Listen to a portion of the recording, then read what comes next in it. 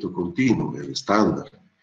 Y la tercera ventaja es que la diferencia de dureza entre la superficie y el centro es menor. Eso llamamos de gradiente de dureza. Entonces, vale la pena, ¿no? Por las bondades que oferta el producto obtenido después del Mar Temple, técnicamente valdría la pena, ¿no? Aplicarlo. Pero no es muy común de aplicar porque necesita más hornos, ¿no? Necesito aquí un horno de sales de inmersión, o un horno con plomo fundido, o un horno entonces, ¿no?, que tenga ese fluido, ¿no?, a alta temperatura, que podría ser ese aceite sintético, y eso hace que el tratamiento térmico sea más caro. Las personas que hacen el tratamiento también tienen que ser más entendidas, ¿no? Tienen que conocer más de metalurgia, tienen que ser más entrenadas. Entonces, es un tratamiento térmico más caro. Por eso es menos frecuente también en Bolivia. Pero es ventajoso en propiedades respecto al temple estándar.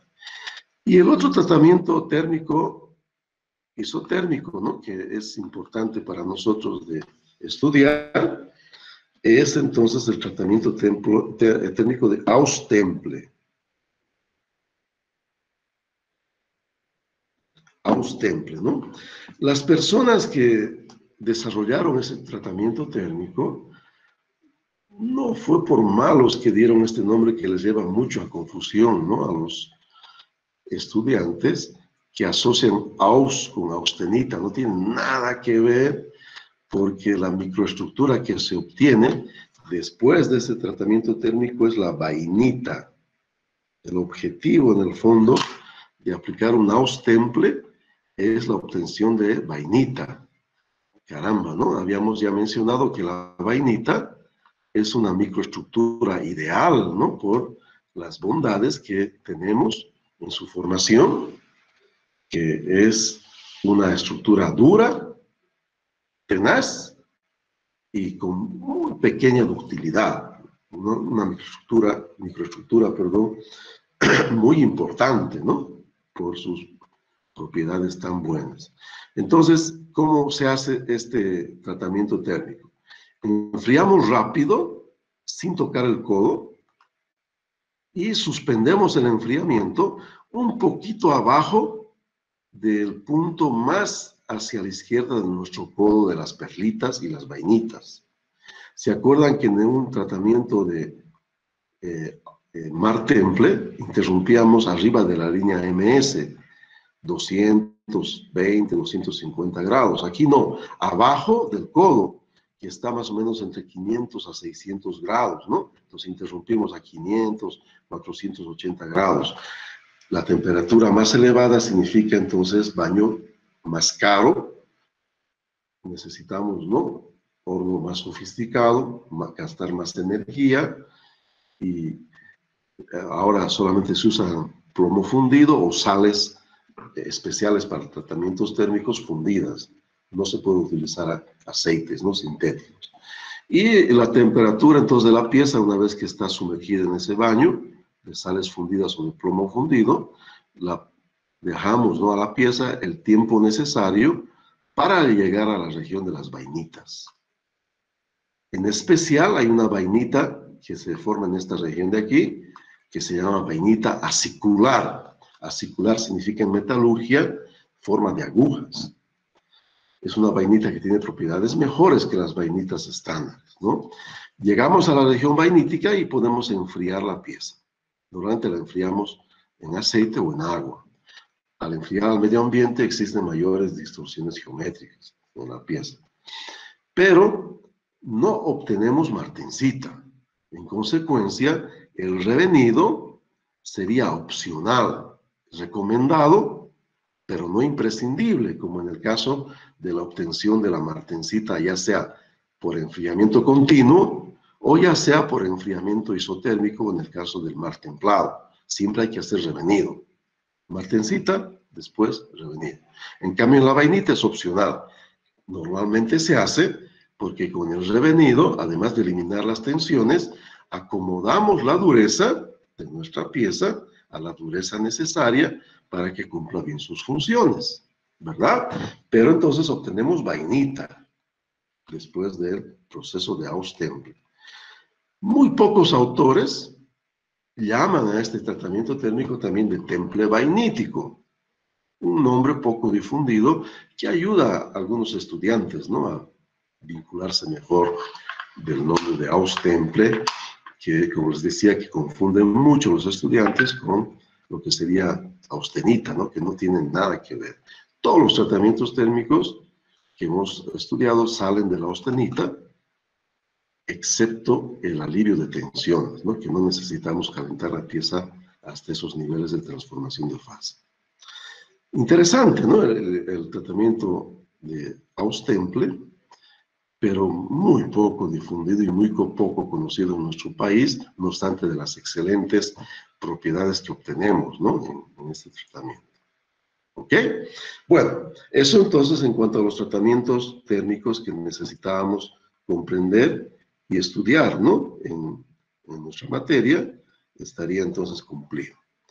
Bueno, pero eso no quita el hecho de que el material más usado en Bolivia, y lamentablemente también en gran parte del mundo, es entonces el acero de bajo carbono, muy parecido en composición química a este acero, que no lo están viendo porque tuve el descuido de no mostrarles la pantallita de la pizarra, que entonces es el famoso acero IC o SAE o NB1010, que correspondería a un UNSG 10100, ¿verdad?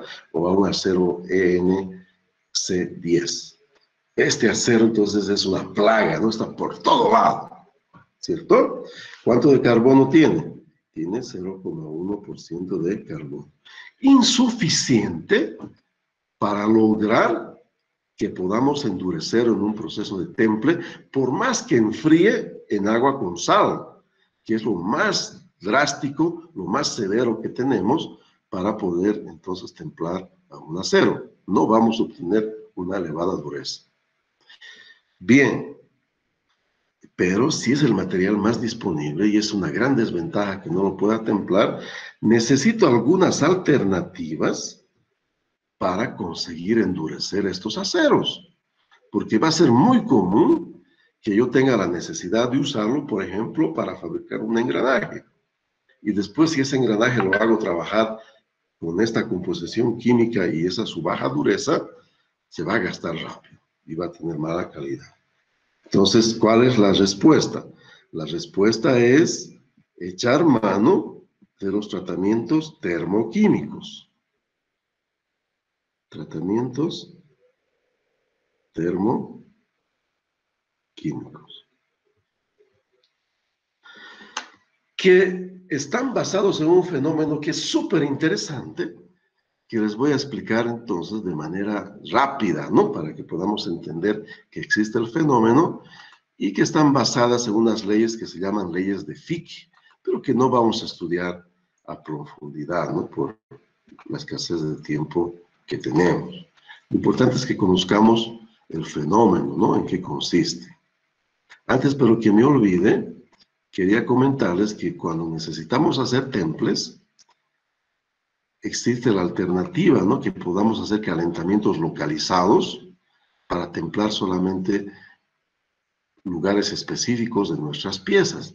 Por ejemplo, aquí tenemos una rueda de tren, ¿no?, que está siendo templada en la parte del asiento del rodamiento, vean, con un anillo de alta frecuencia, por inducción se hace el calentamiento, no en horno, es rapidísimo, ¿no? O estos anillos de calentamiento pueden usarse para calentar cualquier cosa y transformarla en austenita, ¿no? Es una técnica interesante, la técnica de endurecimiento. Y estudiamos la templabilidad con este ensayo que se llama ensayo Jomini, ¿no? De esa manera obtenemos unas curvas con las cuales podemos diseñar también nuestros tratamientos térmicos. Pero lo que a mí me interesaba era entender este fenómeno que es muy interesante, que lo voy a llamar de difusión atómica. Difusión atómica. Miren, imaginen que yo tengo una gotita de tinta china. La tinta china es soluble en agua. Y yo me voy al espacio, fuera de los bloqueos, ¿no?, fuera del mar, ¿no?, lejos de esta desdicha para nuestro país, que es este partido. me voy allá ahí lejos, ¿no? A la atmósfera, donde no hay gravedad, no hay movimiento, no hay bloqueos, no hay nada. Y en un vasito de agua entonces pongo una gota de tinta, una tinta china que es soluble. No hay vibración, no hay nada ahí, está todo quieto, pero con el tiempo, miren qué interesante, porque aquí hay mucha concentración de tinta, la tinta va a comenzar a viajar por mi vasito de agua. ¿Tratando de qué? Tratando de equilibrar las concentraciones. Aquí había mucha concentración de tinta y aquí no había nada, entonces no hay equilibrio en este sistema. Entonces la tinta se difunde y va a manchar todo mi copita de agua, ¿no? Aquí estamos en una simulación, en un tiempo adecuado, la tinta está comenzando a difundirse. Pero a lo largo del tiempo se va a difundir y manchar todo. ¿Buscando qué? Buscando que la concentración de tinta en ese sistema del vaso de agua sea la misma.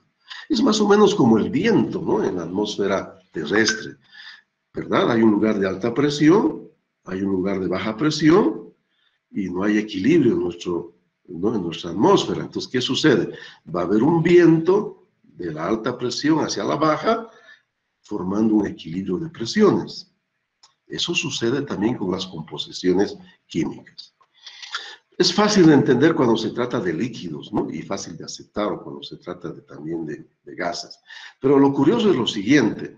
Miren, ¿qué pasaría si en vez de tener, en el caso, ¿no? En vez de tener solamente líquidos y gases, yo tendría, por ejemplo, un pedazo de cobre con un pedazo de hierro. Este sistema no está en equilibrio, porque en este lado derecho hay una concentración muy alta de hierro y en este lado izquierdo hay una concentración muy alta de cobre. El principio de equilibrio universal me dice que al no estar en equilibrio las concentraciones, los átomos de hierro van a entonces viajar a través de la red cristalina del cobre, tratando de homogenizar la composición química. Y a la inversa, ¿no? Los átomos de cobre van a tratar de viajar por la estructura del hierro, tratando de enriquecerla, entonces, de cobre. Interesante, ¿no? Que esto suceda también en fases sólidas. Solamente que este fenómeno de viaje de los átomos tratando de equilibrar la concentración es un viaje de espacio vacío, espacio intersticial, ¿no? De la red cristalina en espacio intersticial, van saltando. Este viaje atómico es lo que conocemos como difusión atómica. La difusión atómica en fases sólidas, en materiales sólidos, es muy lenta. Este principio podría llevar miles de años. Y a la industria no le interesa entonces lo más mínimo, ¿no? A no ser que podamos agilizar de alguna manera este fenómeno de difusión atómica. Y sí se puede agilizar porque este fenómeno, había sido un fenómeno térmicamente activado, o sea, con elevadas temperaturas yo puedo incrementar las velocidades de difusión. Pero adicionalmente, si nosotros visualizamos una red cristalina y tenemos aquí, ¿no? Un átomo, voy a hacer con otro colorcito, un átomo de un soluto, ¿no? Que tiene que saltar a este otro espacio vacío, facilitaría mucho que este átomo sea chiquitito, ¿verdad? Facilitaría mucho que favorezca la forma de organización cristalina, que los espacios intersticiales sean grandecitos. Y facilita mucho la vibración de los átomos, que cuando estos se separan, vibrando, se facilita ese salto, ese viaje, esa difusión del átomo, del soluto en el solvente. Por eso es un fenómeno térmicamente activado, ¿no? La temperatura es vibración en el fondo de los átomos. Pero entonces va a depender esta facilidad de difusión o dificultad del par, del solvente y del soluto. Si el soluto es chiquitito, por ejemplo, hidrógeno, va a haber mayor facilidad que el hidrógeno se difunda en la red cristalina del hierro, por ejemplo. Pero si el átomo es grandote, pesado como el plomo, difícil que se difunda, ¿no? Se va a difundir, pero va a ser más dificultoso. Voy a requerir más tiempo y más altas temperaturas. Bueno, todo eso entonces puede estudiarse y ecuacionarse, ¿no? Hay leyes que me permiten estudiar cómo es este fenómeno de difusión. Pero es lo interesante. La difusión va siempre de donde hay mucho, los átomos viajan a donde hay poco, tratando de equilibrar las concentraciones. Es un fenómeno que se da, no importa si es en gases, si es en líquidos o si es en sólidos. Igual se da. La única diferencia que en sólidos es muy lenta y si queremos tener aplicaciones industriales tendríamos que usar altas temperaturas. ¿De dónde viene el interés en este procedimiento, no? Para nosotros. Viene de lo siguiente. Imaginen que yo tendría una pieza fabricada de un acero de bajo carbono, por ejemplo, un 1010. Solo tendría entonces que rodear mi pieza de acero de bajo carbono con un medio rico ¿en qué? Rico en carbono. Y tener una temperatura razonablemente elevada y esperar un tiempo adecuado en el cual va a ocurrir el fenómeno de difusión, de tal manera entonces que los átomos de carbono que estaban en este medio muy rico en carbono van a comenzar a viajar, van a comenzar a difundirse hacia la pieza de bajo carbono. Y de esta manera conseguiría que el porcentaje de carbono, que inicialmente era un 1010, pueda incrementarse. Ojalá fuera hasta un 1080. De esa manera sería entonces una composición química ideal para hacer una transformación martensítica, ¿no? Para convertir a mi pieza en martensita después de un temple y posteriormente su revenido. Entonces, clave de entender cómo funciona este sistema de aprovechar, ¿no? La difusión atómica para poder modificar la composición química de mis piezas, ¿no? En el ejemplo específico, piezas de bajo carbono. ¿Tendrá sentido tratar de hacer esto con una pieza, por ejemplo, de un acero 1040? Hay gente que piensa que sí, pero es ridículo, ¿verdad? ¿Por qué? Porque un 1040 yo lo puedo endurecer directamente por temple y revenido. Esto entonces solamente tiene sentido de tratar de enriquecer una pieza con carbono cuando es de muy bajo carbono y no tengo la posibilidad de endurecer por un proceso de temple. Una vez realizada la difusión, tendríamos entonces, ¿no?, que hacer un temple y revenido para tener la dureza que estamos buscando. Porque con este proceso de difusión, lo que hemos hecho es enriquecer la superficie de la pieza con carbono. ¿Por qué digo la superficie? Porque el viaje es muy penoso, es un viaje muy lento. El fenómeno de difusión en fases sólidas es muy demorado. Y por ese motivo, estos tratamientos termoquímicos normalmente están diseñados solamente para modificar la composición química de las superficies de las piezas. Porque llevaría tiempos increíblemente grandes tener entonces un cambio químico de todo el espesor de una pieza. Normalmente entonces lo que buscamos es solamente modificar la composición química de la superficie. Y eso no es muy malo, porque ¿por dónde va a comenzar el desgaste de mi engranaje? Por la superficie. Si yo la vuelvo dura a la superficie, magnífico, ¿no? Porque no se va a gastar. Y la matriz va a seguir siendo blanda y tenaz y no se me va a romper el engranaje. Además de que no se gasta porque la superficie es dura. Entonces, es una solución interesante, porque casi todo comienza por la superficie, ¿no? El cambiar la composición química de la superficie. De aquí derivamos, entonces, al famoso tratamiento termoquímico que llamamos de cementación.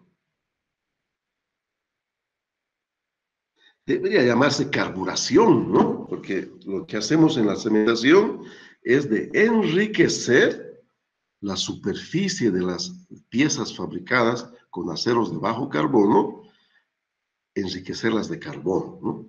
Aumentar el contenido de carbono de la superficie de piezas fabricadas con aceros de bajo carbono. Y hay tres medios para lograr este enriquecimiento superficial de carbono. Yo puedo usar como medio cementante, el medio rico en carbono, un medio sólido, o un medio líquido, o un medio gaseoso. El medio de cementación sólido es el más usado en Bolivia y es muy artesanal. No es algo para aplicaciones industriales, es más para artesanos, ¿no?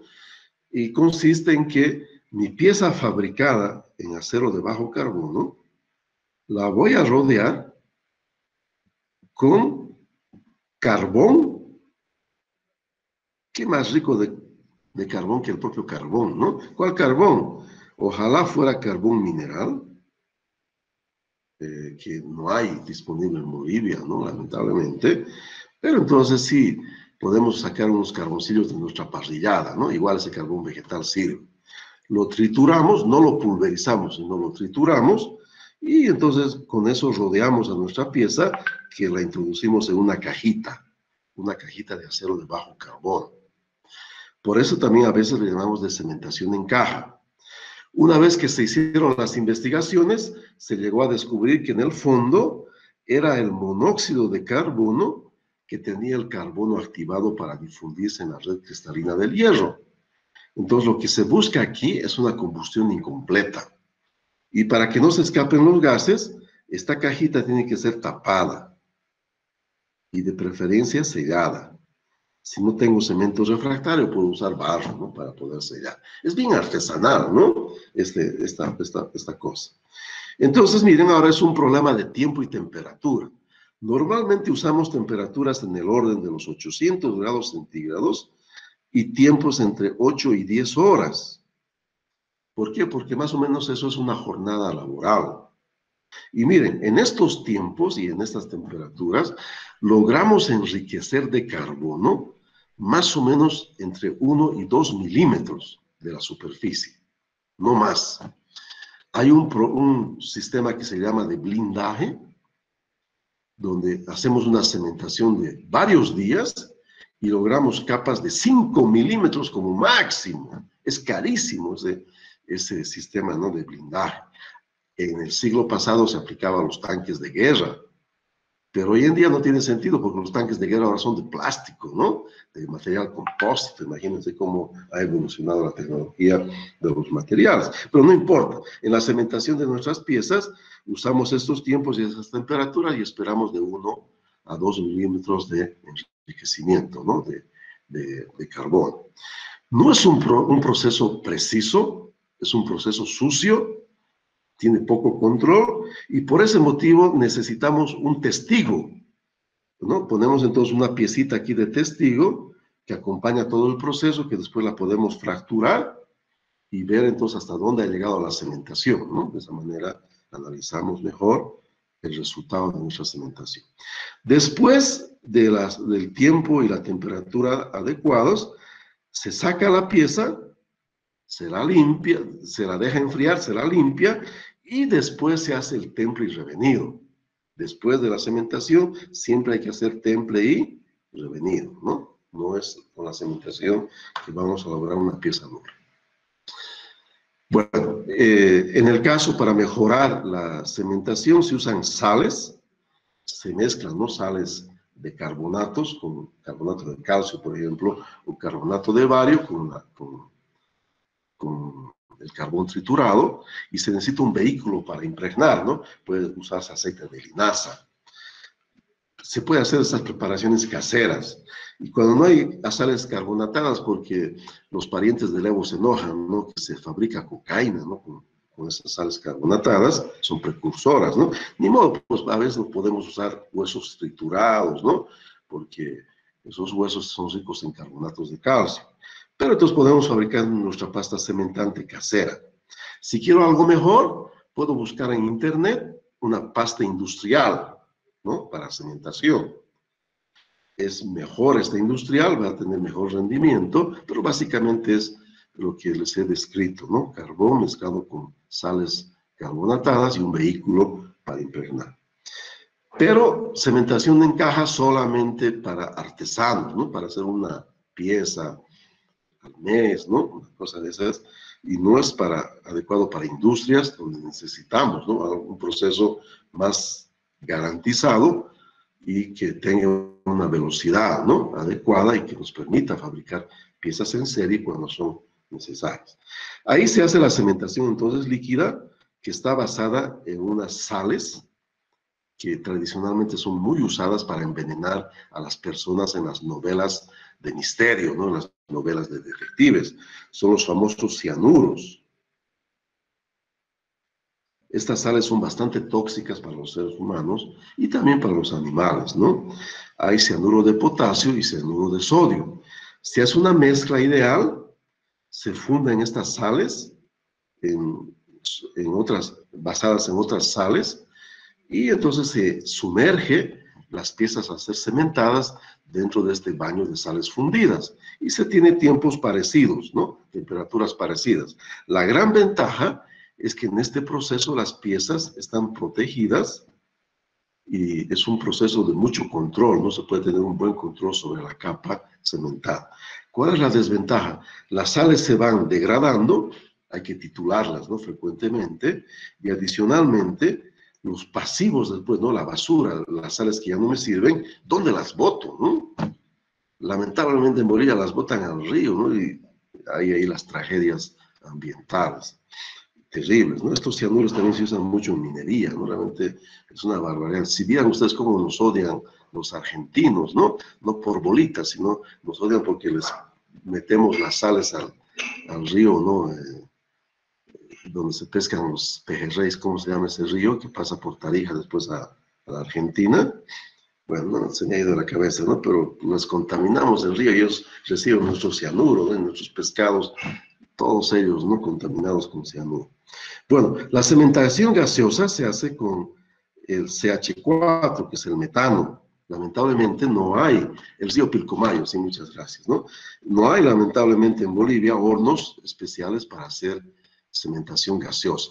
La ventaja es que permite estos hornos de cementación gaseosa procesos industriales continuos, ¿no? La pieza entra por un lado del horno y sale por el otro ya cementada. Pero la capacidad de penetración es menor y los hornos son especiales porque el metano es explosivo, ¿no? Tiene que ser hornos de mejor tecnología. Pero no tenemos en Bolivia esta tecnología. Bueno, y el otro tratamiento termoquímico importante para nosotros es el que vamos a llamar de nitruración.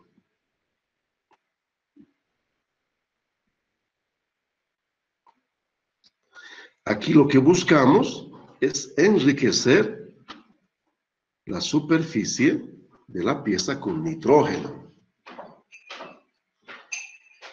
Y ya habíamos estudiado cuando hablábamos de aceros, de que podemos obtener nitruros muy duros, especialmente cuando tenemos presencia del aluminio como elemento de aleación en el acero. Ahí obtenemos, pero, durezas maravillosas, ¿no? Esos nitruros complejos de aluminio con hierro, entonces son muy, pero muy duros. En el fondo se puede nitrurar cualquier aleación de acero, pero el resultado final de la dureza depende mucho de la composición química. Yo puedo nitrurar un acero de bajo carbono, pero no obtendría una dureza muy elevada.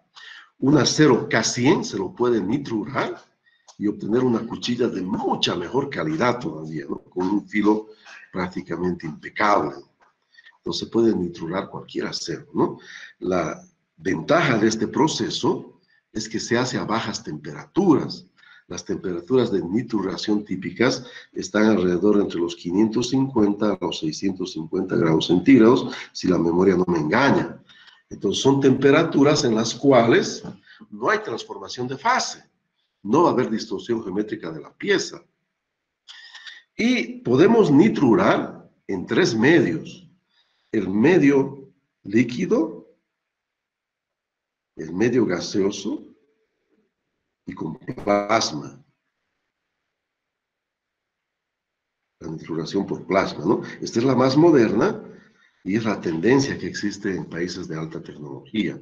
Casi todas las piezas automotrices son nitruradas y se hace con plasma, ¿no? Hay varias tecnologías. Con plasma podemos depositar capas de diamante, ¿no?, en cualquier material, por ejemplo. Entonces, es la tecnología que va a permitir, ¿no?, revolucionar la fabricación de muchas cosas. Ya, ¿no?, desde mediados del siglo pasado se ha desarrollado esta tecnología del plasma, ¿no?, de posiciones con plasma. Se necesita hornos de vacío, pero y de altas diferencias de potencial. Bueno, la nitruración líquida la hacemos también con sales de cianuro. Es muy curioso, la composición química es la misma que la cementación, solamente que a estas temperaturas más bajas, el nitrógeno está más activado para difundirse en la red cristalina del hierro y se enriquece más de nitrógeno la pieza. Nitruración gaseosa hacemos con lo que es el amoníaco. Ese olor a orín, ¿no?, es amoníaco.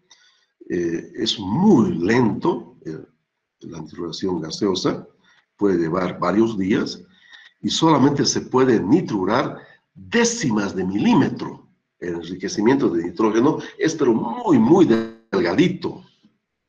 No se puede alcanzar milímetros, ¿no?, como en el caso de la cementación. Es una debilidad de la nitruración, pero esa debilidad se minimiza porque después no hay que hacer templado. Más bien, muchas veces las piezas templadas se las nitrura después, ¿no?, para obtener entonces altas durezas en la superficie de la pieza templada.